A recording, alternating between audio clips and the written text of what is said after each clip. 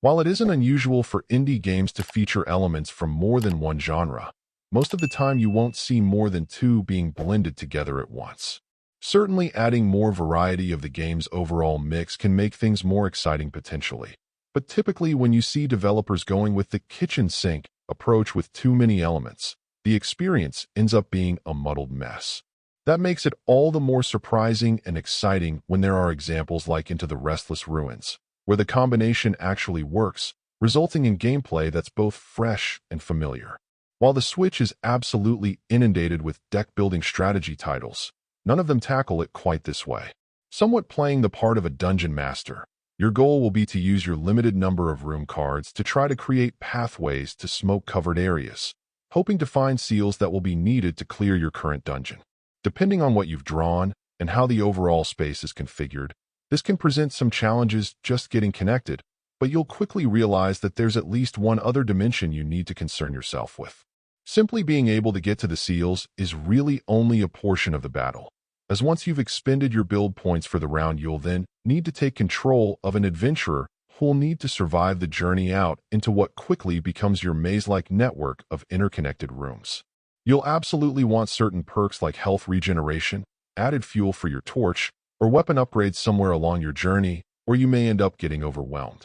What's great is that the game actually does a good job of getting you up to speed with how everything works in the initial tutorial dungeon, being sure to take some care to properly explain concepts, and then have you play them out.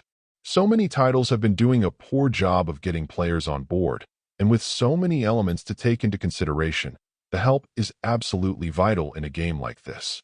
Another pleasant surprise is that even though the level of complexity in combat isn't nearly as high as the likes of Vampire Survivors, it has that same sort of feel in how it plays out.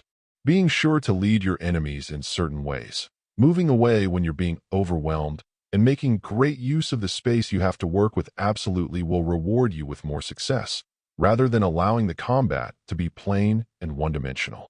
Once you throw in new cards to collect, methods of adding and removing perks to your runs in order to better match your level of skill, and ways to enhance your deck in various ways, the game further helps to make itself stand out. Especially when combining so many styles of play at once, it isn't unusual to see the skill floor continuing to get higher and higher, often alienating less experienced players. While there's quite a lot to absorb and understand, it really feels like this is a title that has gone the extra mile to implement complexity without that being at the expense of accessibility.